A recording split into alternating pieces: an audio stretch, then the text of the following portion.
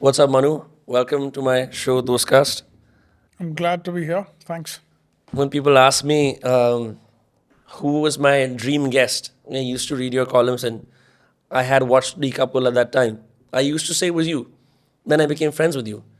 Now they ask me who's my dream guest and I don't have an answer because for me, it's been doing this.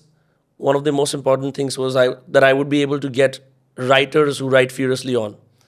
You're probably the last guy who does it very openly, shamelessly, fearlessly. I have shame though, huh? which is my big problem though.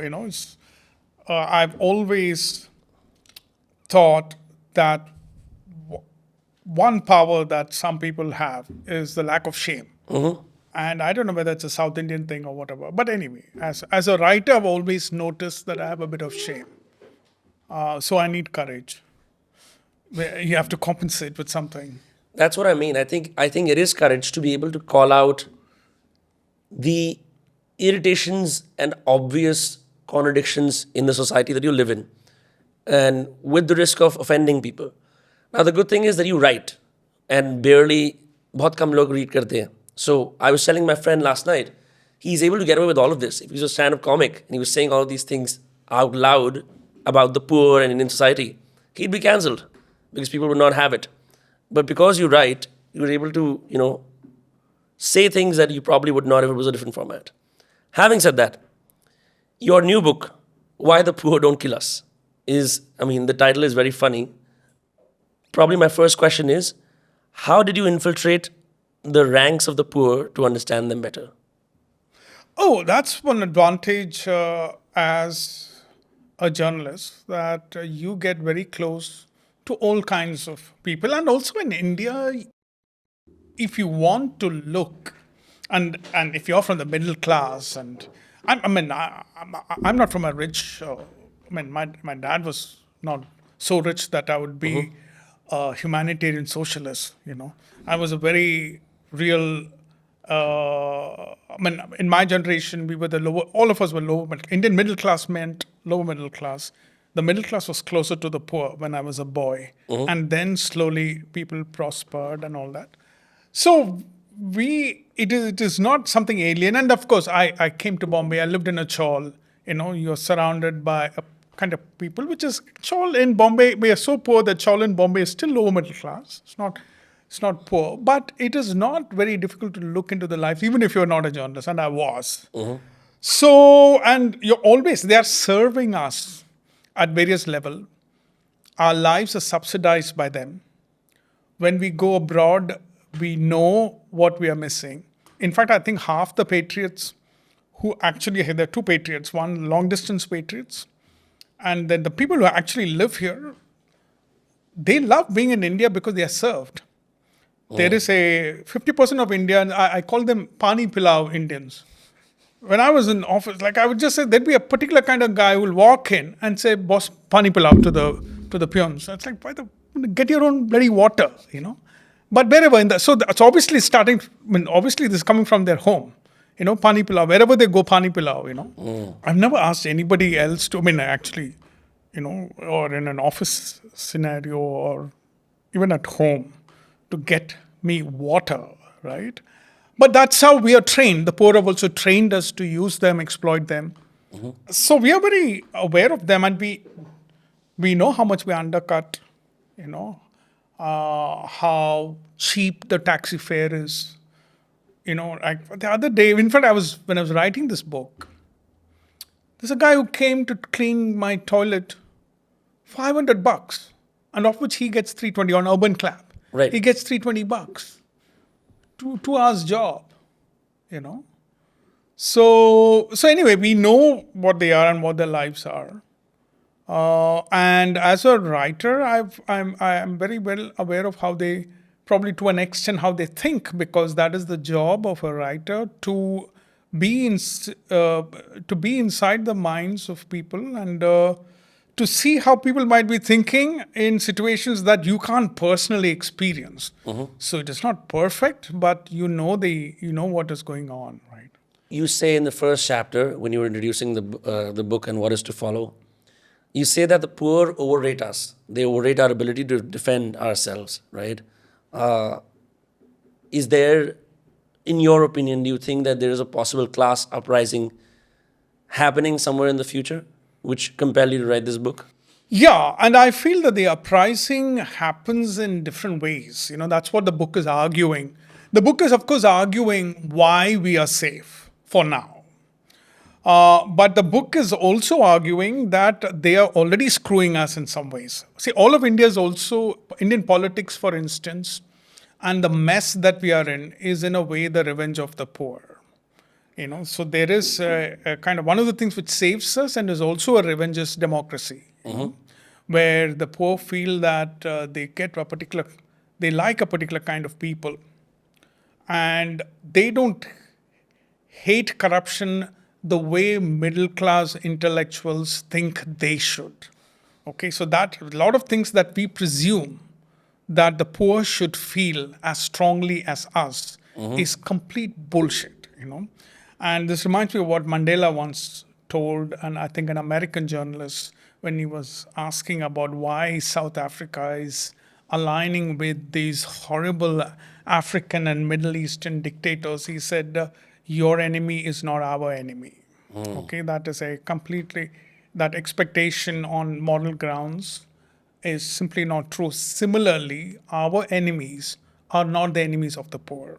So the revolution is happening in terms of how we are being harmed.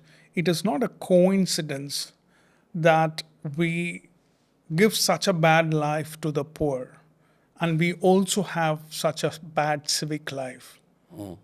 We have such a third-rate city life run by second-rate people. I'm not calling them third-rate only because I think I used third-rate in the previous sentence.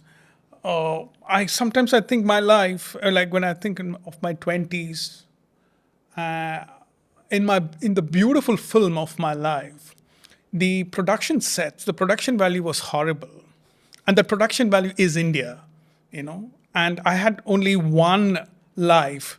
And when I look at my past, everything was just difficult. To go meet a girl, I mean, she had to be really worth it for me to go to some place like Andheri West or Andheri East, is like a different hell, Right. Hell on earth. Every place was hell on earth. And commuting to that place was horrible. Everything was filled with filth. The air is filth. How is that not a revolution? In a way, it is. So I'm also arguing that there are hidden revolutions happening against us already. And there will be more direct ones. Now I'm already seeing maids talking back at the Mem Saab. Even 20 years ago, the guards didn't have so much swag. The poor were servile. Now they have more attitude. And that is what is again happening in the South. If you look at Bangalore, there is a lot of Sahib lower class conflicts, that they are quite, the street guy on the Bangalore seems to be ready to just hit someone. So this whole notion that South Indians are docile was, first of all, a bad analysis of people who don't know what they're talking about. And now with a larger economic democratization, you are seeing that you can't just pick up an argument on the street with just about anybody. It's not going to end very well for people who don't know how to hit. Do you think we will ever arrive at a society that gets rid of class? Because you say in the book that one of India's biggest problems is that it's not able to hide the ugliness of class, Yeah. where other Western countries are. Yeah, correct. We can't. Even the West, they are not able to hide class. Class will always be there because that is the aspiration of people, that they want to be better than the others. But one thing about class, in the sense that people aspire to money and not refinement. People aspire to money and not intellectuality. That is a big difference. 30 years ago, to a great extent, with some exceptions, money and class meant the same thing. Money and refinement meant the same thing. But today you look at the people and say, you look at the kind of people in a 5-star resort. They are not the sort of people you saw 20 years ago. As I said, 20 years ago, the kind of people you saw at a Taj resort would be people who would be cast by Karan Johar. Now they look like they'd be cast by Anurag Kashyap, So there is a difference. So people who have money are very different sort of people, which is fine, okay? But which is in fact one of the things I'm arguing in the book, which saves us, because they have similar taste. They have the same taste as the poor. So there is a kind of like for example, they don't look down at the Hindi films. They don't look down at samosas. Okay, they eat the same kind of food. They're the same kind of people. They like the same kind of music with those same syllables which keep repeating. So the first time a genuine popular culture is forming, where the economic elite and the poor, they are united by entertainment, and not only entertainment, discourse, the way they speak. So they'll be able to control the poor and transmit ideas which are safe for the upper class. Like for example, how we transmitted morality. That you should not do, you should definitely not kill, and you should study. Education, like whatever is wrong with you, is because maybe you didn't work hard. We have put that in their heads, and that has helped us. And just when the poor were figuring out that this higher education, boss, looks like a lot of bullshit. Okay, because we are trying, but we're not able to. Like, for example, my maid's son, he's not able to pick up English. He's bright. But they are figuring you have to be in an English environment. But we are saying English medium is superior, English medium is the best, you have to study. So we created a system where we hold all the cards. And they can't catch up. And if they couldn't catch up, we kind of try to convey that it might be their fault. They didn't work hard enough. So those things those things are keeping us safe. So you say in the book, you describe Kanhaiya Kumar as someone who sort of arrived at JNU poor and wasted his time doing humanities, something along those lines. And you mentioned that the poor who are smart play the games where the rich people have all the cards. Yeah. Something along those lines. Could you elaborate that further? Yeah, I'm saying that in fact, Kanhaiya Kumar, I find him very smart. He's a good speaker. And to me, writers need not just write. He is that writer. And in ancient times, maybe writers were like that. And even today, actually. So if it were not for politics, what would have happened to me? Or what would have happened to someone like him is my question. When you spend 10 years on researching in the humanities, on the politics of South Africa, right? There would be thousands of young people who are in the middle of something like this, thinking that it is going to lead to something. See, people who want knowledge, they're lucky. They're separate, okay? It does not require any economic class. Whoever you are, you're after knowledge. Then you're just lucky, because there is no greater product or luxury product than intellectuality, if that is what you really want, which I don't believe most people in the business of intellectuality are after, especially these. What are they after? Clout? No, they are after prestige. They are after some kind of a hope that they'll get a job, respect, that it is of some value to them. Okay, and the most cruel thing about prestige is, again, we don't tell the poor and the lower class, whoever is called the lower class, is that the moment they can access it, it ceases to be prestigious. That's why nobody is, it's heartbreaking how many disabled people climb Mount Everest. But all the odds against them, they suffer. And okay, initially it was fine. But now someone needs to tell them that if you can scale Mount Everest, then Mount Everest is not Mount Everest anymore. And you're exactly what happened. The perfect example is India landing on the moon. Did it improve our prestige in the eyes of the world? Really, does anybody believe? Is anybody stupid enough, really, to believe? Actually, India landing on the moon has lowered the prestige of moon landing. Okay, that actually it's no big deal. India can do it. That's how prestige works, and that is similar to higher education. I'm not talking about school education at all. The basics, they're very important. Okay, and they can help, and then it can really expand the minds.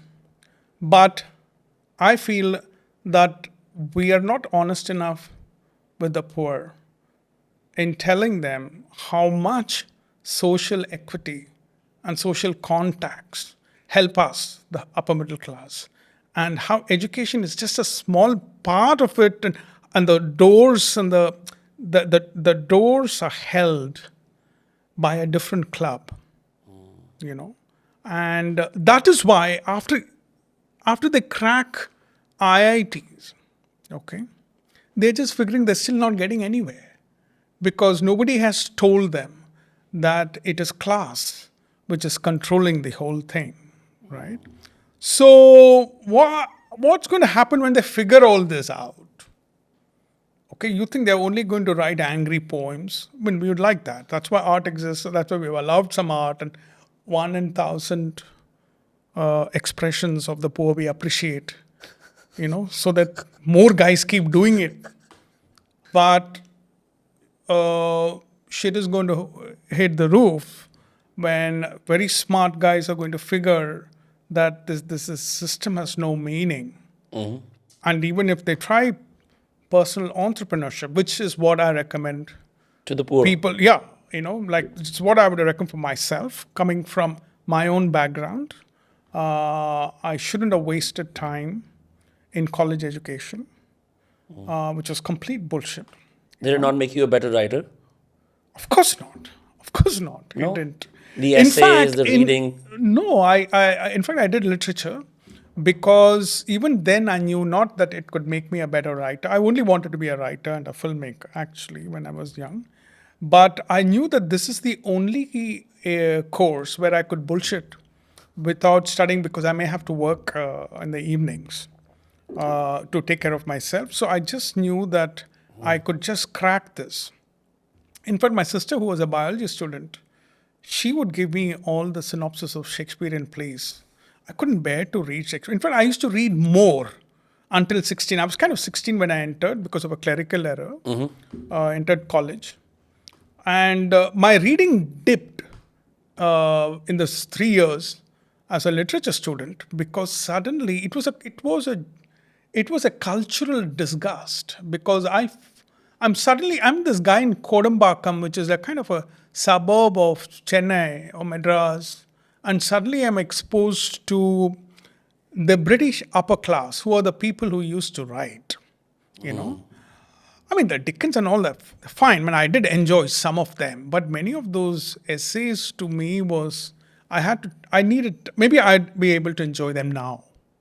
Like even in poems, some guys like Thomas Gray, you could enjoy. It's easy to enjoy some people very easily, but most of them, I just found them very dense.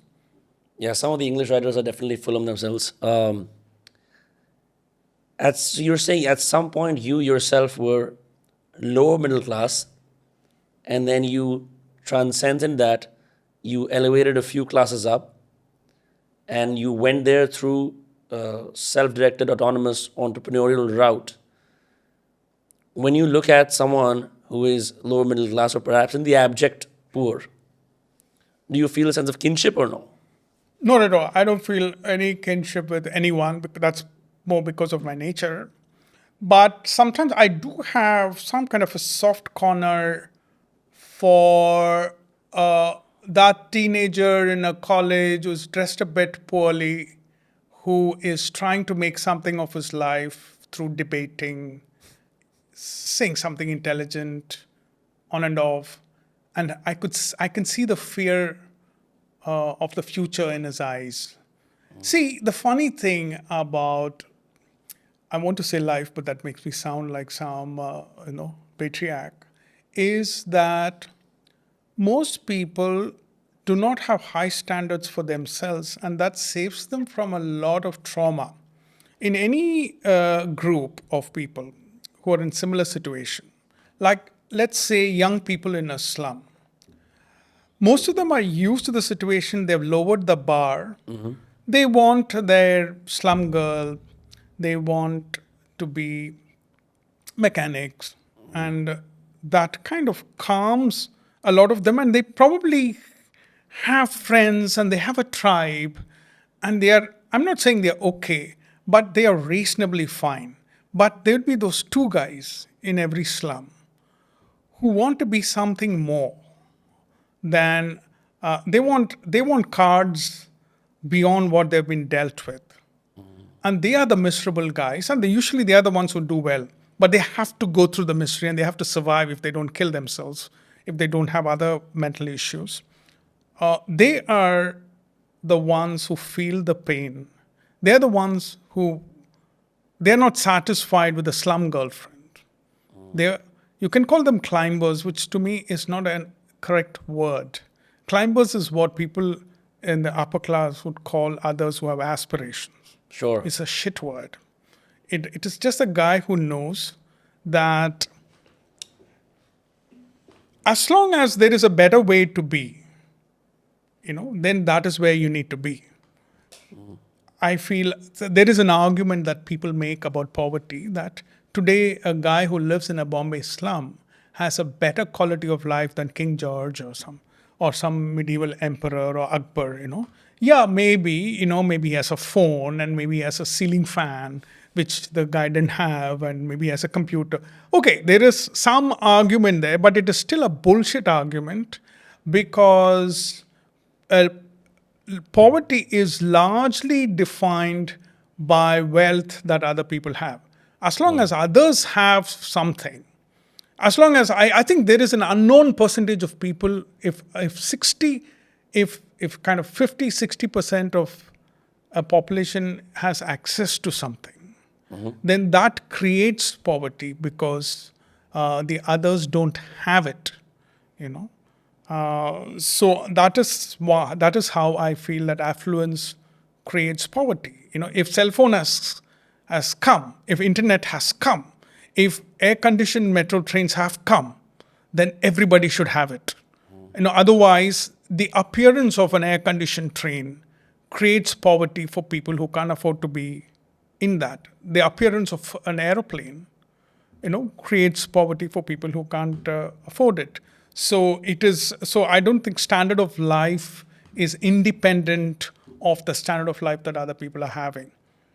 Here billionaires don't count, the super rich don't count, because I really feel one of the great things about life is that billionaires demonstrate that there is no real product for them. There are only lemons for them. That like, to me, Bezos proves that there is actually no cure for baldness. Okay, just make peace with it, just be a very rich man. Okay? And the way all of them look, every billionaire looks, men and women, shows that there's no product to hide age. Okay, there's nothing there's no product. So there's no meaningful product for Bezos. So you build some meaningless house which is many stories high, and you create things that you don't need, and then you have that moron who needs to drive a Ferrari at 100 kilometers an hour on an Indian road and crash, because he has he's looking for, he's saying, I have 5,000 crore. I need to do something more than you guys.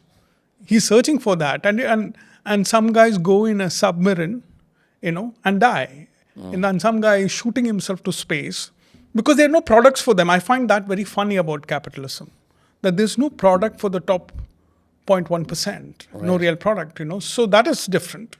But largely, whatever is available to the upper middle class and the rich, reasonably rich, which is a very happy class to be in, that creates a want, Like my maid's daughter is 19, 20, and she feels a pain because she's a person who wants Better something, things in wants life. better things in life, and she wants those phones, and I can see how she looks at girls of her age in the colony, and I can feel her pain, because uh, she's not lucky enough to be completely blind to what others are enjoying, while most of her friends would just say that, well, this is what is destined for us, and this is what we are. In fact, a few months ago, one spiritual leader in Tamil Nadu, in Madras, I think, he told the poor, you're poor because in past life you did horrible things. That's what many people who are poor believe. Yeah. They believe that it's some bad Except cursed one life. man stood up and said, okay, shut up. Okay, you can't say these things. But I appreciate that guy. He's an unsung hero. He should be a hero for 1 week. If I were running this country, I would just tweet about this guy who got up. And that's a great statement he made. That he said that you can't say these things to us because we are not responsible for being poor, right? There is perhaps a difference between the poor here and the poor in the West. You talk about meekness as a quality of the poor Yeah. at the start of the book and Yeah. also throughout. That if you slap someone who's poor, he's going to quietly take it.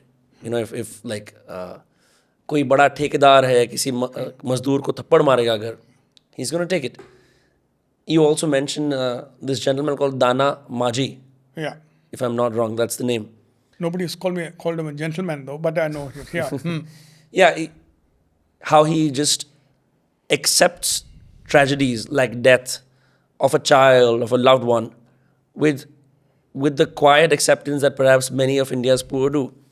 In Wes Anderson's movie Darjeeling Limited, Irfan Khan plays this dad in a poor village, and these three Westerners, they recover the dead body of his son who drowned, and he cries for a second and then just goes on to rites of passage, as usual, like as if nothing has happened. So this kind of meekness or acceptance of life strategies, where do you think it comes from? Why is it like unique to us? Oh, I don't think it's unique to us. I feel that one of the ways in which I understand this sort of behavior of the poor, and which I've also encountered many times. In fact, once when I was interviewing Ram Gopal Verma, he was saying that near where they were shooting, if I'm not mistaken, there was some kind of a train accident. And someone they knew had died, and they had to inform the boy's father that he had died. And one guy just goes up to the dad, no preparation. Says, God gives, God takes. That's all. I don't think the father, I don't think they feel less. But I feel that the poor, I define them as people who are centuries behind. Whenever, as an Indian journalist, I interact with the Indian poor, and especially in exceptional situations like earthquake and other things, I feel that poverty's whole definition is that it is centuries behind the present. So you have a situation where your child just dies and you go to work, and a woman has a miscarriage, and next day she appears, and people deal with death in a way that we consider weird. It is just that they need to go somewhere, So I look at poverty as something which is a few decades or centuries behind, depending on the extent. Like this guy whom you mentioned, Dana, readers may not know the story. They might have forgotten the story. His wife dies of TB. She's young, probably 30s. He just picks up her body and begins to walk 42 kilometers to south because there's no money for the hearse or a van, and the hospital is supposed to provide, but a poor guy is not going to realize that he has a right to a van for a corpse. He doesn't know he has rights in the first place. So he just walks with her body, with his young girl walking behind her, crying, And he's already walked 10, 12 kilometers when people begin to notice that he's walking with a body. Though he has wrapped her very neatly, as though he has done it before. There's another thing about people who are facing exceptional tragedy. They do stuff as though they have rehearsed for it. Like, how do you know how to wrap a body? Yeah. Or the small things of life. So that moment, to me, could have happened 1,000 years ago. Okay, where a man is taking his wife back home 42 kilometers away on his shoulder, and it would have been probably normal. So that's something I noticed when I covered the Gujarat earthquake, but 20, more than 25 years ago. When everybody, not just the poor, but everybody suddenly were in a day, they had become medieval people because they had seen so many deaths. Like people are walking on the body, like there's a body and you put a stone on the body so that you can step on it and grow because it's a practical thing to do. A guy's whole family has sunk in and he's standing on the rubbles of his house, and every 1 hour he can hear his wife and kids yell for help. He's just standing because no help has come, because the journalist got there before the army. And I don't know how to talk to him. So I asked someone else for the directions to some place. And this guy, whose family is in the rubble, still alive, is giving me the directions, right? And I don't think this whole sophisticated interpretation needs to mean that he's in shock or all that thing. I find anybody in shock and just mouthing directions properly, because a lot of people who are not in shock are not able to give correct directions in this country. Correct. So it is not in shock. It is just the way he is. At some point, a great tragedy, he knows the enormity of his own tragedy. But a guy is also asked for directions. So he's also giving that, So I feel that poverty is that. And I feel that all our wars are about an ancient century going to war against the present century. So that does not keep us safe. That if people are living in different times, and they do, that is how wars form. There's many people I know who have a very simplistic and romantic notion of the poor, where they consider them simple, primitive, happy, and it's often younger girls who will do it with their manservant or their boy servant. Like, Ramu Bhaiya is so cute, oh, he did this. Not knowing that he also goes back to his room and jacks off to her. There's that whole thing that they want to hide. They want to... It's the same way as, like a David Attenborough type would describe the tribals when a explorer first encounters them somewhere. And then you say, yet the poor are also raped, murdered, and killed. They're also violent. So why do you think some Indians in the upper classes have this very stupidly romantic notion of the poor? Maybe they don't know better because they don't consider them as their equals. So, as you said, this is probably similar to how the early colonizers looked at what they call natives. And they also need to compensate for the fact that they are so much luckier than these people. So they kind of try to give them, like we do with animals, to just give them sweet qualities. Because everybody, I feel the very definition of sweetness in living things is the lack of power. That's all there is to it. There are living things with no power and very sweet. And there are living things with a lot of power and are quite mean. So that's how they're reacting to the powerlessness as something which is kind of sweet. This idea of giving your servants separate cutlery, separate glasses, has its origins in the caste system, right? Like, back in the day, it still happens in nowadays. Some people are very blind to casteism, but it's happening in India. Dalits would be asked to have their own glasses. And you say the younger middle class wants to be nice to their servants. They don't want to call them servants anymore, but they don't want the job abolished, right? So how have you seen this new middle class deal with the rising empowerment of their maids, their drivers, their security guards? What have you seen drastically change? I feel that some of the things are good. I feel that one thing about this generation is that they want to be better people than the parents. And then, just like in any reformation, they figure that they are becoming their parents because there was a good reason why the parents were the way they were. So now this whole thing is about name and, something I do is I kind of always say hello, thank you. Something Yeah. which you learn from white people is that when you're exploiting the poor, you always say good morning. It can go a long way, and thank you.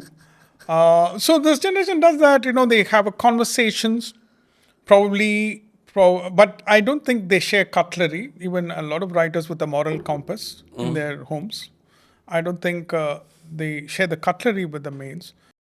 All that it's not bad, but they realize that actually the tragedy is that poverty in every poor person, the depth of poverty is such that the height of affluence is actually nothing compared to how deep poverty goes. Because I'll tell you what happens is that they have so many problems. They have their own health problem, and then their children, and everything needs to be solved only with money. Right. Okay. And then what happens is that the moment they see a glimmer of hope, there's more and more demands, because you can feel good by giving someone $500, $1,000 sometimes. But then the $1,000 might feel good for a day, but then that does not solve the problem. Then they're looking at you as a savior, and then they start asking, and that is when people, they start behaving like the parents. They say that don't ask for advance anymore. You just work here. Okay, I give you a salary, whatever, blah blah. So they become their parents, right? Because I don't think anybody is good or bad. I feel that the biggest evidence of the nature of people is very simply that the way they are. That is the biggest evidence of how people want to be and the way they are. In fact, I feel an interesting thing which is happening right now is the American middle class is becoming Indian. The American upper middle class, like when I was in the 20s, they didn't have servants and nannies. Right. Okay, now there are so many migrants, and the upper middle class of America is so much richer than the rest of the world. Forget the American rich. The American upper middle class is so much richer than the rest of the world that they can afford servants just like Indians can. So that is a big change which is happening around the world. That everybody, we're not being westernized. Everybody is being Indianized when it comes to house help. It's just that they're saying good morning. There's a song called "Eh Hey Popper Mujhe Pyar To Kar," and it's this rapper who is flirting with his maid. It's from the 2000s. It's a very hit song. You mentioned in the book that the maid has to not look pretty, she has to look less prettier than the mem sahib. And you mentioned something about a Filipino maid sort of messing things up in a family in of a Delhi Indians. house. Yeah. So what is that about? Oh, it was just a kind of passing reference to the dynamics. I feel that the Filipino maids are popular in Dubai and other slightly more affluent places. But they kind of look good, especially in good clothes, because they're very, very well turned out. And what happened was this family had a Filipino maid when they didn't live in India. They came from elsewhere. And most of the aunties didn't look as posh as her. So there was a kind of a social crisis, because one of the big crises in the Delhi social situation is if a person is mistaken for a maid, and she's not a maid, right? So they want the maids to look clearly. So I find that one of the funniest thing about the Indian middle class is how they are shadowed by their maid, who looks pixelated in the background. Right? She's just pale and she's in bad clothes, as though it's a uniform. Like this is the maid, right? And now the young generation wants to be nice, so they want the maid to sit at their table because they don't want to be assholes. But I see that the maids suffer because they have nothing to say. They don't eat this food. They are miserable. And sometimes I do wonder why they can't be given better clothes. But then I've seen even with better clothes, Indian poverty kind of transcends clothes. It's like something that people are not able to. You can't Escape you can't it. hide it. Yeah. It's like something which it's as though it's reminding all of us, look what you did, and look what you've done, or because it is a problem that actually the country can solve. And it is horrible that whole lives are spent in this when a solution is there for it. In my building in Bandra, where I live, there is a small elevator that barely works. It's quite fast, but it's tiny as opposed to the other ones. And they have a notice that says for residents only. And the one for the maids and the Zomato guys, that doesn't say anything. Yeah. That elevator door takes about 4 or 5 seconds to close. Closes very slowly. Which, the residence one or the The one Zomato? for the maids, the Okay. Zomato maids, everyone else. Everyone they don't want to see in their line of sight, or they don't want to share that lift I'm sure they space. put up a board once, they removed it because many societies have that board not for servants. And then there would have been someone with a moral compass in that building would have posted it on Insta. They're smart, no, because they say for residents. They never say not for exactly. servants. But it says for residents only.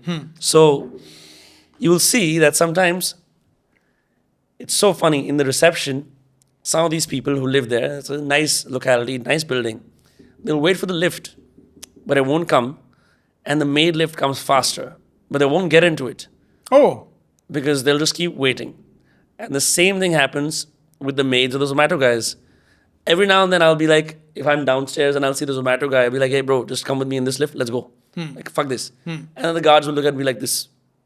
You are breaking this very delicate social fabric. yeah. But this whole thing of trying to, force the poor into the walls or in the dark corners so they don't distract us from the beauty of our buildings is something you've highlighted here. Yeah. Which I think is very interesting. More people don't talk about that. Yeah.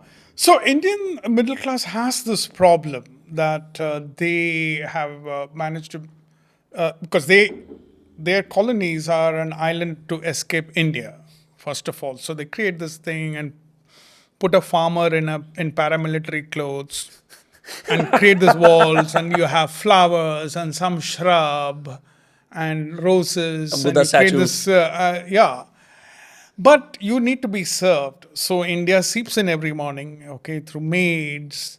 Now maids and guards have phones, and they have the internet is kind of cheap. So, and the maids have emotions, they have arguments. So they want to be served, but they don't want the whole mess of another class living their life, sitting on the bench, and talking on the phones, crying, having their own problems. So, in fact, one society in Bangalore had issued a notice, and then someone just publicized it. We know what to take offense to. I don't think anybody is exempt from this. Everybody wants this. And then there's a stupid argument that Indians treat the poor worse than animals, which I find kind of funny because people only treat people poorly. As I argue, if suddenly deer appeared in someone's colony, or peacocks, as they do, that horrible noises that they make, though, everybody just likes it. People have only problem with poor people, So yes. So this is the conflict. All this is going on. But even so, I find that compared to 20, 25 years ago, the working class, the poor, the serving class, they have more attitude. They have more swag. I feel that actually the government is also responsible for it because the government kind of helps them a lot. And you can always see the difference between a person who has land back home. They have a completely different attitude Yeah. as opposed to people who don't have land. And most people these days who work here, they all have land back home. So all these things are going on right now in the society. You also say that the municipal ugliness of India conveys to the poor that the nation belongs to them, that it has not left them behind. The street chaos and our general civic disorder too have the same effect. I always feel like you go to America, you go to any European country, the public space is public, across classes. Everyone will Yeah. sit on the same bench. There's one central park which everyone will use. The homeless dude will use it, the stoner will use it, the migrant will use it, the millionaire will use it, the politician will use it. In India, to be able to use a public space, right, and make it poor free, you have to gate it, you have to have strict rules, you have to have RWAs, right? And But they're not public spaces, they're private spaces. how so? Because they're called residential colonies. Oh, right. I mean, So public spaces in India, they are poor. India, that's why I feel that India looks, most countries look richer than they are, and I feel that India manages to look poorer than what it is. Like, I was driving from Gurgaon to Faridabad. Actually, the thorn forest, I started enjoying the thorn forest. Suraj Kund, Because Gurgaon, because Gurgaon is so ugly that I kind of was admiring the thorn trees. Which is strange because if you're in New Zealand and you're watching, then you'd see an ugly patch, and that will always be the golf course because New Zealand is so beautiful. But anyway, so we are. I think this ugliness of us that we kind of really bring it down to some kind of a. It looks poor, broken. I feel unconsciously. I don't think India plans these complex things. Unconsciously, it reassures the poor that they have not been left behind. In fact, it first struck me when I saw an ugly piece of thing called the Arun Jaitley Cricket Stadium in Delhi. It is so ugly that I thought 95% of Indians would be reassured that the country has not left them behind. I believe that, I feel, I have met and spoken to the poor in Europe. It is worse to be poor in a rich, beautiful country than to be poor in a poor country. In many ways, it's kind of horrible because your hospitals are horrible and your commute is terrible. And they have far worse lives than the European poor. But the strange thing about the human mind is that it is not looking at these things objectively, right? It is always comparing its plight to what is around.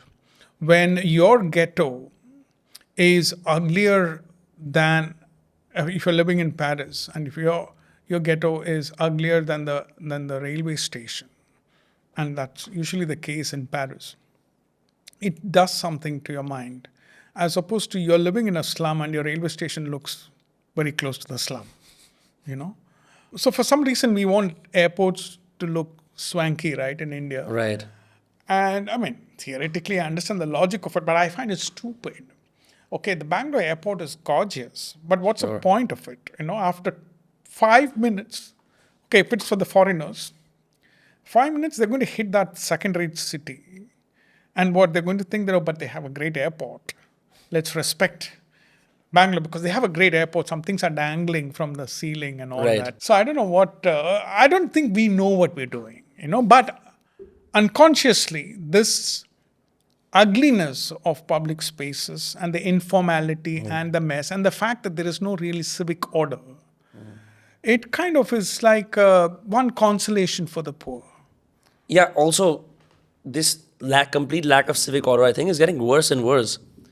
I remember a few years ago, cars driving on the wrong side of the road, blatantly, arrogantly, you'd see like in 100 Exactly. cars. I've also started noticing that. It's become so much. Last 6 months in Gurgaon. In Bangalore, it happened earlier. Yeah. Last 6 months in Gurgaon, suddenly this wrong side driving has become very common. People are on the edge. Some things like I started to do this thing where I will literally blind them with my headlights and go like this, headlight, high beam, low beam, high beam, low beam, and then stop my car right in front to make a point that what you're doing is stupid. Don't do it. To my surprise, a few guys will veer off to the side and go away. Some guys, they were like a few guys in an SUV. They were laughing at me and laughing amongst themselves. Oh, we are such great warriors. But this is so dangerous. I've almost crashed a few times because there's a factory in Faridabad called it's an escorts factory. So those workers, they feel like because they commute there every single day, they have their jobs there. Around 1 a.m., if you're coming back from Delhi, a string of 100 bikes on the wrong side will emerge. And then they will get emboldened. And they will, instead of following a single line, then they will like basically take over the road. Yeah. And so what's happening is you're desperately trying to save your car, veering to the right and even stopping. While these bikes go for at least a kilometer in the wrong direction. Yeah. So I don't know what's happening. Yeah, and then they'll abuse. And then when they crash, then they look surprised. That's one Indian national emotion, The surprise at the most logical outcome of your actions. Yeah. मैं तो गाड़ी चला रहा था पता नहीं कैसे हो गया. Yeah, another vehicle on the road on the wrong side, Something you mentioned in the book is the poor are the... First of all, I love these headlines, the way you've titled the chapters. You mentioned the poor are the worst enemies of the poor. Yeah. Usually, most literature, popular culture, movies pit everything as rich versus poor. Yeah, I feel that this is one of the realities of the lives because most of the time we tend to hate people who we have to share the resources with. Mm-hmm. And most of their competition is the other poor. For example, if you're a Haryanvi AC mechanic and suddenly the Bihari Muslim AC mechanics are undercutting and they're coming, and then it looks like a communal thing, but most of the problems are more practical. Or you take the people like, for example, for the housemates in my colony, their biggest problem is the security guard who's most of the guards, they flirt through harassment. It is one Indian way of being romantic. And most of the problems are the poor, the cops and the people who harass them, they're all in their community. While the rich, they do beautiful things. They're ambassadors of beautiful things. We are providers. They know that theoretically we are the villains. Mm-hmm. But in visible things, and they are right to, but in visible things, we seem to be absolutely fair. And of course, Indians can behave better. From what I hear, they still treat them very poorly. Long hours, rude behavior, and stuff like that. But still, their real tormentors are still within their own community. It is one of the underrated aspects for why we might be safe for now. That we are not their immediate villains. What do you think is the hierarchy of the people you see in your colony or society in Gurugram who are, there's a hierarchy amongst all kinds of staff members? If you could perhaps categorize them. See, in a city, it's hard to put the hierarchy there, But I feel that in terms of if caste is what you're asking, to further my point that the poor are the biggest enemies of the poor, if you take what's happening with, say, the Naxals. Mm-hmm. The Naxals are poor people fighting. I mean, they're being killed by people who are just slightly richer than them, who are the cops. And most of the police atrocities, which are framed as caste atrocities, which could also be true, And these cops are not Brahmins. It's not like Brahmins are attacking Dalits, because now, in the way of the world, a Dalit almost never meets a Brahmin in the first place, because I think the Brahmin now is a kind of a surgeon in the US or something, or they are in a different orbit. Or they've occupied major positions in mainstream media. Yeah, you know, in fact, they're in a position to write with great compassion about the Dalits. In fact, the greater problem with Dalits, and which their own leaders and also the intellectuals don't want to talk about, because why? Because they're already going through a lot of problems, Right. is that there are 100 subcastes within the Dalits, and they treat the lower, they have their own hierarchy. Yeah. The cobbler, looks down at the scavenger. The artisan has his own views about people who are beneath them. So they have their own issues.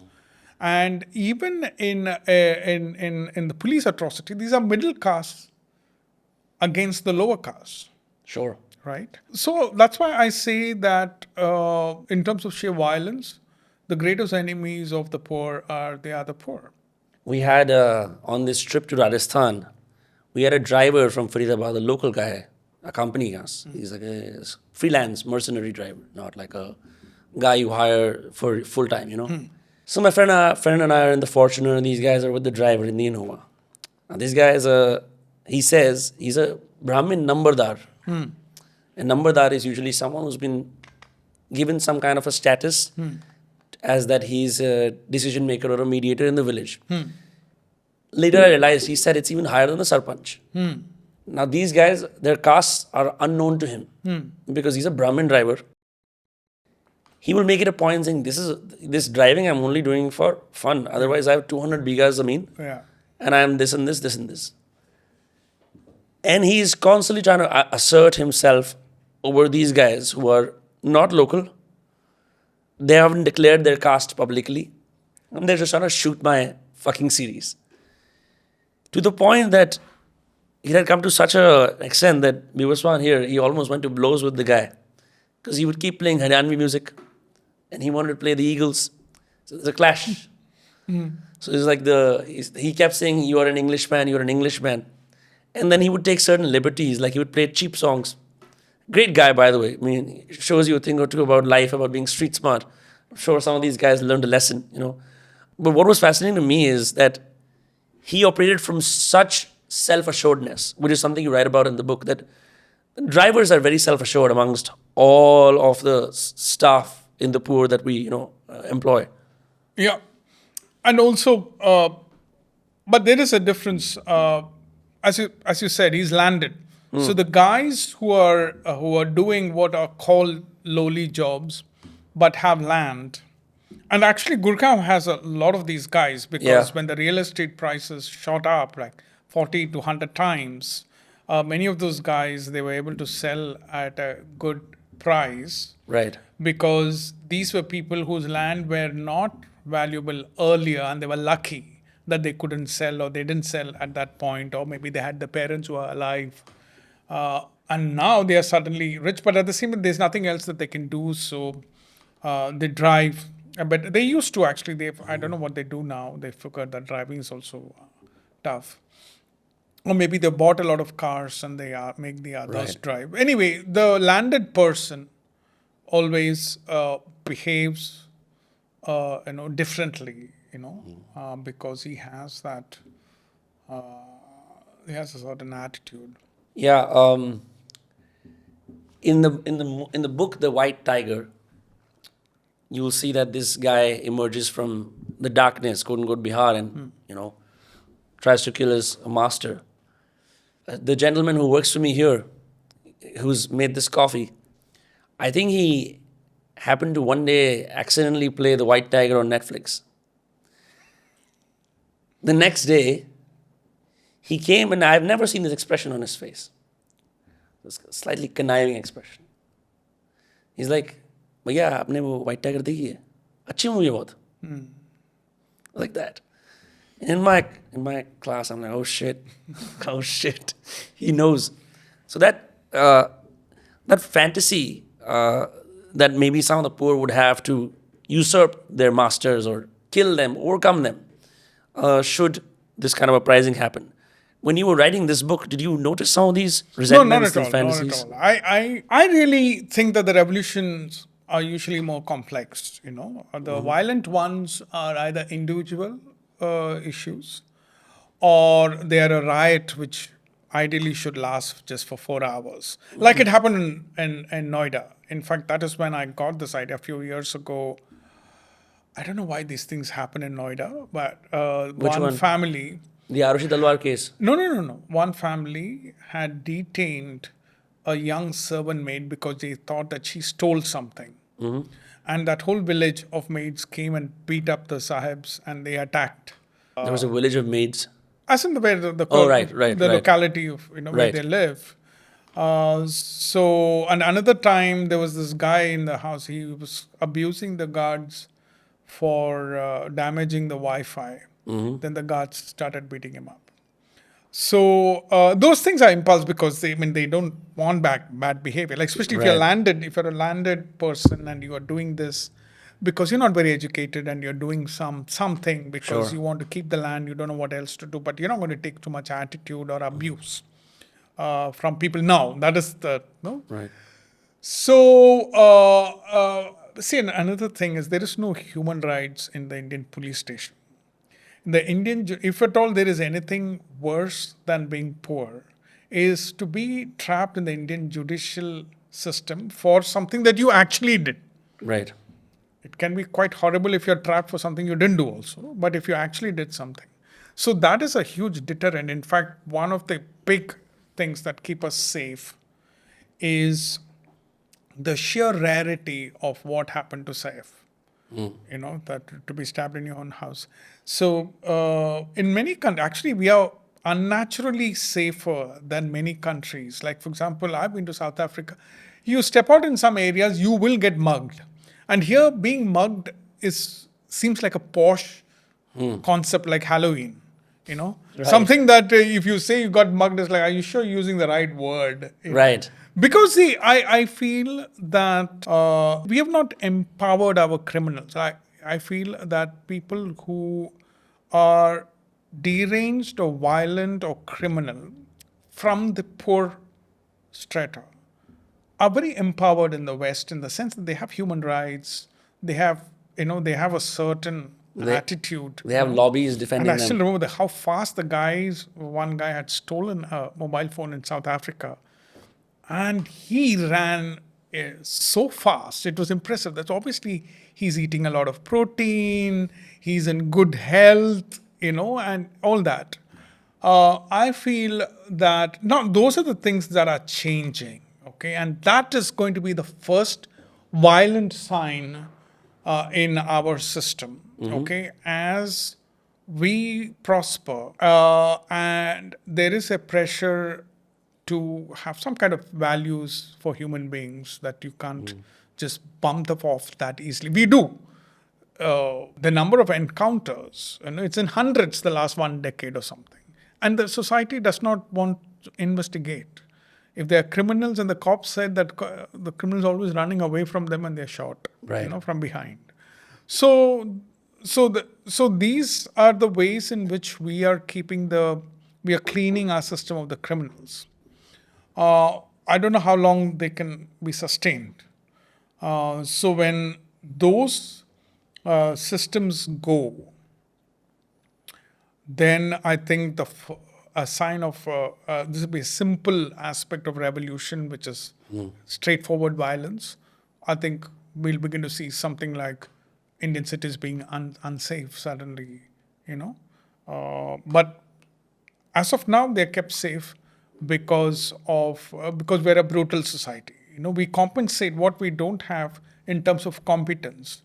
We compensate through informal ways.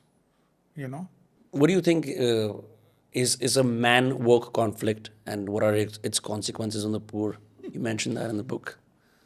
First of all, a woman can't be a woke in the way I see it, because women have always been like that. They've always cared for some issues. Even when I was in college, the posh girls used to send postcard to Narmada Bachao Andolan. All that they always used to do. And a new man is trying to appropriate some of the issues which naturally come to progressive women. Okay, Right. that is one respectable definition I have for woke, because my other definitions are not so respectable. So the woke basically is a new guy who's usually a jerk, okay, and who has to make very poor guesses at what being decent is, that he ends up making, he ends up having exaggerated ideas about what being good is, because it does not come naturally to them. That is why they're a bit over the top Right. in everything that they do, because it's like a city guy trying to be a cool rustic, like in our A cool films, rustic. like our Bandra Juhu guys trying to make a gangster film or Sure. a village or rustic film, so it'll have a certain exaggeration. But even so, I feel that they probably are good ambassadors for us, for the poor, because they try to project us as people who care. We don't, but they are always protesting. They're doing some set of things. So that is what I discuss in the book, where I grant them their use, that they have a use, which kind of favors us as a kind of a visible expression of upper class decency, which may not run deep, but sometimes a gesture is important. Right. You also mentioned that perhaps politicians are able to fight back against these wokes and really, in a strange fashion, be courageous and actually speak on behalf of the poor. Exactly. People forget, and I will never let them forget. Okay, because the objection to Aadhaar, which has now transformed lives. When Aadhaar first was introduced, there was typical same paranoia. That's a problem with activism. Okay, it might do a set of good things, but it is also a magnet for people with mental illness, with a kind of an unpleasant paranoia for everything. Okay, because that is their personal life. So they project it upon society that anything which is going to take your fingerprint or any kind of biometric has to be evil, unless it is the US government, okay, granting you a visa for your holiday. Okay, then they'll give the kidney to the US for a visa. I've seen them. Okay, but if your government is asking for biometrics, they basically think that there is a problem, and in defense they will say, oh, you don't understand the nature of choice. We choose to give a kidney to the US government, but did you ask us for our choice, to give a biometrics to the Indian government? Which is complete bullshit, because the choice can be influenced by, like someone said, you're not giving your kidney, I'm not giving you a visa. What do you want to do? Okay, I want a single Indian upper middle class woke person to tell me that he did not apply. He decided not to apply for a US visa because they wanted biometrics. There is no such person. So initially it was all new. I'm saying that the politicians, because they didn't get into these sophisticated ideas, of kind of a monoculture of made up virtues. These are sons of the soils, kind of, village headmen, Sure. So they just said that, okay, fine, this looks like a good idea, because if we can put money in every bank account, maybe we can control our voters, okay?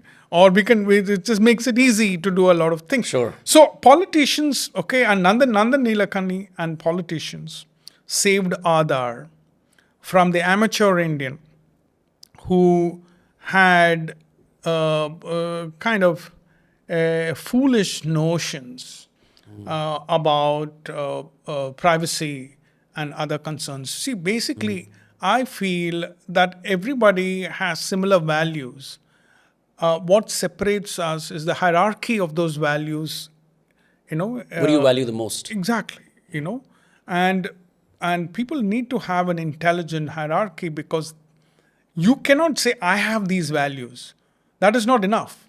You need to know the hierarchy of values in your head, and sometimes giving biometrics to the government is not such a bad idea. As people might think this is a very obvious point I'm laboring on, but people don't realize the extent of objections 10 years ago. And there was in fact, there were people who wanted to abolish it. There was a small segment which was kind of saying that tighten it, make it good. If you're going to make it compulsory, be bloody efficient. That's Right. correct. I agree with that view.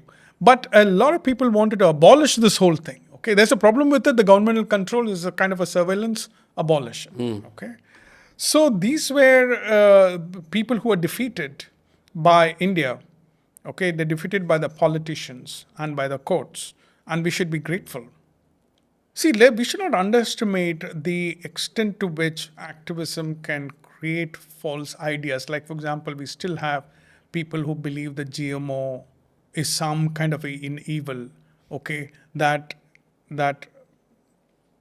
this banana is okay because, it's 1,000 years old. But if a company is going to do something Right. with something and something else is going to happen, this is a notion which is created by activists. And once people have committed to an idea, people don't want to go back.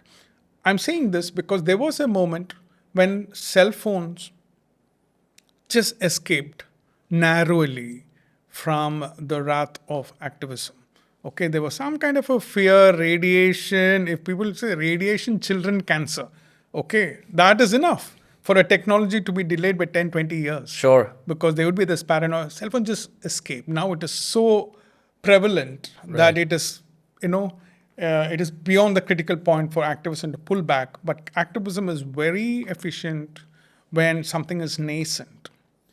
There's also fear mongering with the new technologies or innovations that older people don't understand. Many people in my own family, relatives will say, अब ये तेरा AI सब कुछ ले जाएगा, AI खत्म कर देगा सब कुछ, अब बचना है हमें बच के रहना है, AI खत्म कर देगा सब कुछ. And it's these dudes who are selling 49 rupee courses on like how to master AI in 30 minutes. But like these guys believe it. Oh, AI खत्म कर देगा, AI से दूर रहो, ये AI use करता है. And then a few days later, hi ChatGPT, what should I do to lose weight? It's like they get onto it. They get onto the train. But they do it quietly. Then they don't talk about it. So it's very difficult in India in the intellectual space change your mind publicly because you've got big lobbies supporting you. Yeah. Before I let you go, just a few more questions. You described the 5-star buffet, which is very interesting because I was at a 4-star buffet recently, not a 5-star buffet. I was in Rajasthan and something happens to people at buffets where they become like cows. They start grazing. They lose all social grace. Like you're at a nice cafe. If we go to a cafe and have dinner, lunch, we'll talk, chit chat, have a few drinks. We'll be graceful. We'll be dressed okay. We'll be a little bit mindful about who's seeing us in public. Like dress up and walk a little nicely, not talk too loudly. But you mentioned that in these 5-star buffets, they fucking lose everything. They'll even fart and enjoy that. Something happens to them. But they'll not be the same in the hotel lobby. Or even in their own bedroom, or when they're sightseeing. What happens to these Indians? No, I've not seen the fart thing though, but I believe you.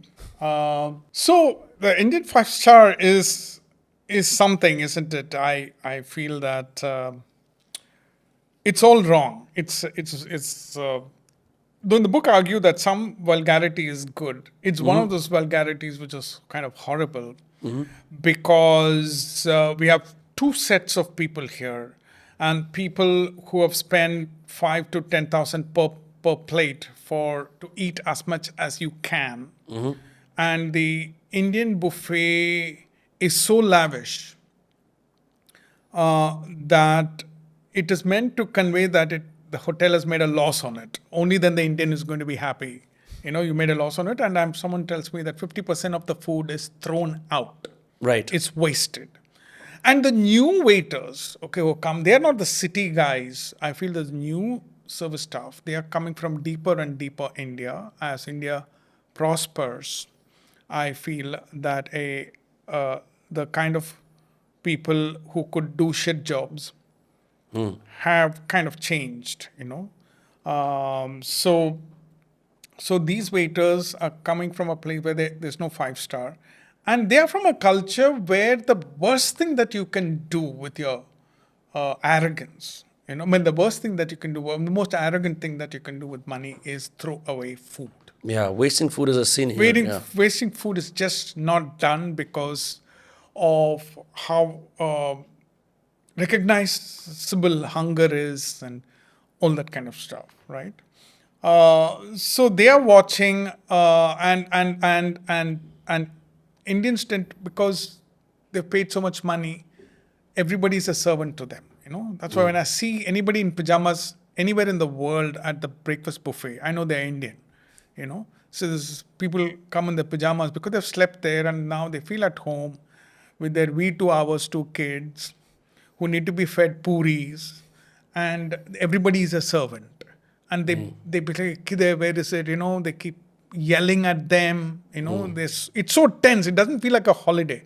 Yeah. You may not see this in a city 5-star because it's a business crowd, Right. but in a resort in, say, Goa, you would see this in a 5-star, where everybody is clamoring. It's like almost like they are demanding food from the servant because your puri is 27 seconds late. Your stupid kids need to be fed. And so they have that arrogance, which I've started avoiding these hotels just so that I don't have to see this in the mornings. Do you now go to boutique hotels? Boutique is actually a euphemism for cheaper hotels, which the old elite can afford now, because the new money has actually, if you look at the hotel 5-star rates compared even to Dubai, Yeah. you take Goa in the peak season, we are more expensive than Dubai because we don't have that much supply. So the old elite now goes to the boutique hotel. Of course, it's also more peaceful. But I feel that the boutique in India is some kind of a euphemism for a cheaper hotel, because we don't have that many hotels which are boutique, which are actually that good also. You mentioned that the poor are the worst enemies of the poor. I also think in the classes, it's the same thing where the old money guys secretly really hate the new money guys. So they always try to find new and new vantage points to cohabitate in, to Yes. enjoy themselves in. Like there's the membership clubs in, like, okay, Gymkhana Club in Delhi. It's like this old guard who made their money back in the day or acquired land in Panchil Park or whatever, like way back in the day. I'll always see this in the 5-star hotels. You'll have these new money guys and they'll post a reel saying, "Today I made it first time 5-star hotel.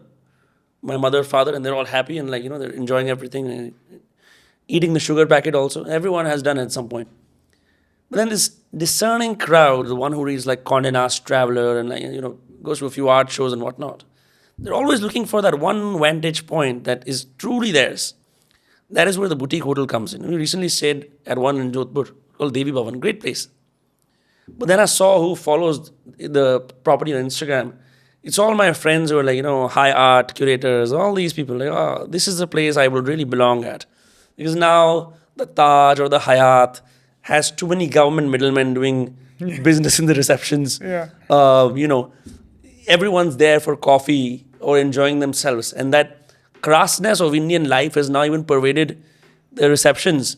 So no amount of sitar music or, santoor or marigold flowers in the cauldron, whatever it is, can prevent that ugliness of business transactions and whatnot. So they go and escape in these places, or villas for that matter. Yeah. Though I want to extrapolate, if at all the revolution comes, and why it does not come so far. And I feel that a society changes not because good triumphs over evil. It changes when the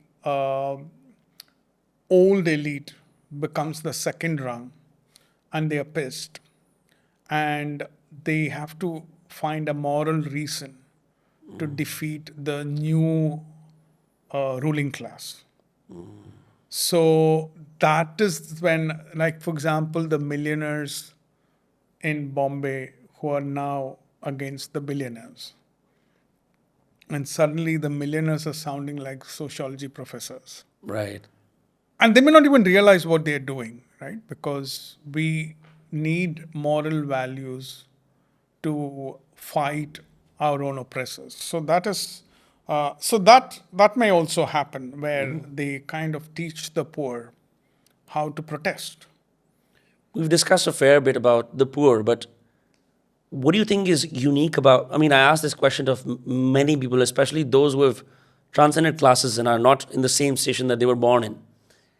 If you have friends in both classes, you might have friends who own heritage properties and they've been rich for 300 years, and you have friends who struck gold in the Gurgaon real estate boom or wrote a book that worked out for them or something else. They rose up. What do you, because you write very well and you're very observant, what do you think is the differences amongst these two classes of the rich? Well, I don't have as many friends as you think, but I feel that let's answer this through public figures. Okay. What is the most interesting thing about Ratan Tata, for instance? He is the classic old money that you're talking about, Sure. where he is the archetype of that, when money was class and he was not garish and he was, he made money look good. Right. I find that class interesting because you can be that way only when you didn't have predators. Okay, you just didn't have predators, so you're not looking around, so you have a certain way in which you move through life, right? While the others who may have as much money, more money, okay, struck gold later, you have a different view of people because you've seen the worst of them, you've seen the worst of government, I feel that it is the loss of innocence, that struggle gives you, the people with old money, but they have more bitterness. See what? I feel that old money can also be a form of poverty because you're used to a certain class. And the problem is that in wealth, if you are in the same place, you can't be in the same place. Either you're growing or you're receding, which is what happened to our old royalty. They had to pretend to be of a certain class, but they didn't have the money to back it because today, India is a very cheap place to be middle class, but it is a very expensive place to be rich. So what was considered rich 20 years ago is not what is considered rich today. And a lot of people who are born rich are not able to keep up with that. They are the new second rung of the Indian society who are beginning to talk about estate tax because they so hate the billionaires. So millionaires are the ones who can go to war against the billionaires, right? And they would do it through moral concepts. So, yeah. What about the new money guys? You mentioned Ratan Tata as an old money guy, Yeah. who's like the opposite of that, or are the new money guys more See, the new predatory? money guys like Gurgaon is filled with these guys who sold land. Maybe I have a feeling that many of them invest in Bitcoin, Yeah. not knowing what it is. And that was one great way of making money as a lottery. A lot of startup founders also live there who are all new money. you know? Yeah, the new money from the startup, the Magnolia, Correct. and which is the other one, Camellia crowd, So, what is the difference? Yeah.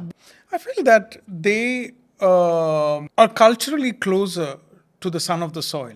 Like Rajnikant, you mentioned in the book. Yeah, see, Rajnikant is a different phenomenon. That's a completely different Okay. subject because the guys in the upper class who claim to be fans of Rajnikant bullshitting largely, and it was like it started as a parody which they started believing in. That's a different thing. Okay. But here I'm saying that the new ruling class in India, their world is not framed in English. So as a result, they are not amateur Indians. They know how to navigate the system. They are the system. It is not like the newly rich guy in India doesn't know how to deal with cops and the income tax. That's how it's become rich. Okay. It may not be that's why, but I'm saying that there is a kind of a cultural similarity, between various classes which is forming, They also like the same kind of entertainment, and all that kind of stuff, right? Because that's why their weddings are like that. Right. So it is very Indian. It is a new class which is very comfortable with being very gaudy. They don't have any great Western reference points, except in some kind of a mainstream music. More flashiness, and even with the regional music, I found that certain strongmen in the city whose kids go to nice schools and foreign universities will listen to the same Haryanvi song that their servant listens to. Yeah. And they both vibe that way. Yeah. Which you won't find with someone who reads Baudelaire and listens to classical music Yeah. from the West. ये Mozart सुनता है, वो Yeah. relate नहीं कर सकते. So that's what I mean by the new money. Their world is not framed by English. So Yeah. English is not just a language. It comes with whole lot of things, which even the West is losing. The West itself is not a West anymore, right? Do you think in Malayali at all? Malayalam? Malayalam, no. I used to. I've completely lost that. Unless I'm very kind of. I have some thoughts which are very rough. Okay, which probably are in Malayalam. But I think entirely. I'm one of those amateur Indians whose world is framed in English. It's just that I'm very aware of every moment and every cell of me. So it saves me to an extent as a writer. Right. Otherwise I would be one of those posh writers in English who don't know what they're talking about. The simplistic views of a kind of guy who says spirit of Bombay, which is a kind.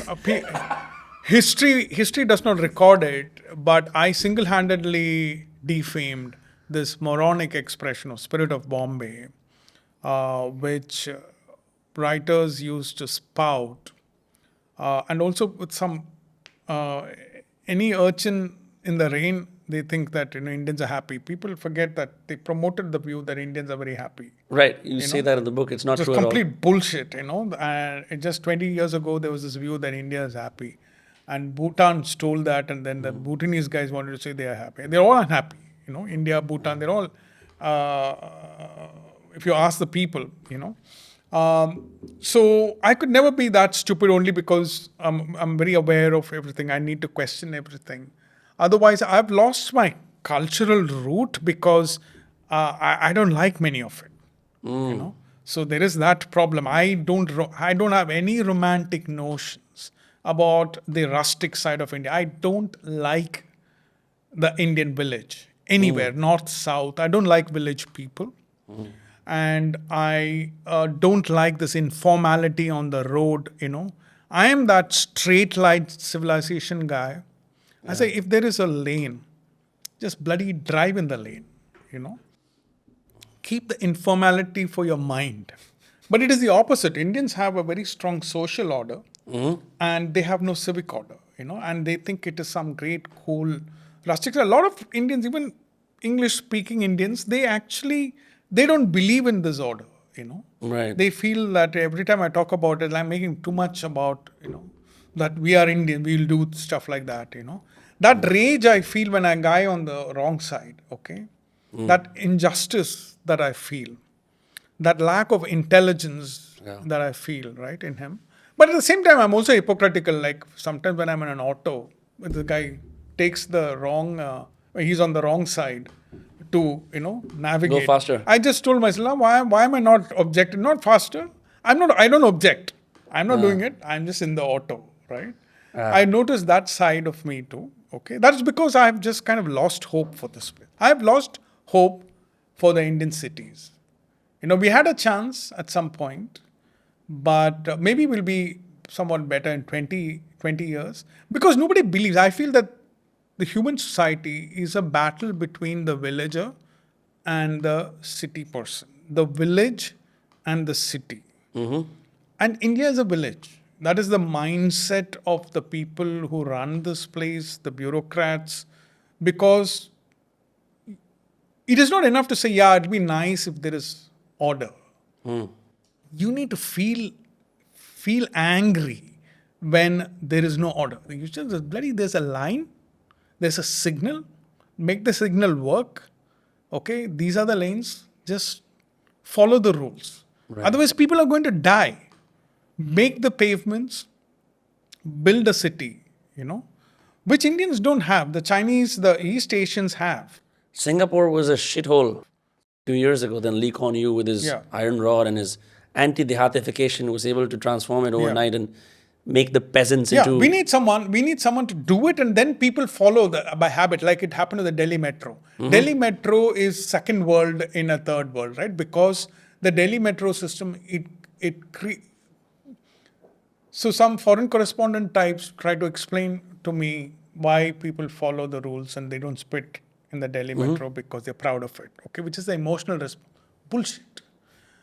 Indians follow the rules when this happens. You provide them a good system where there's a platform is clean, not broken. The train comes on time, 9 in odd digit numbers also it will come.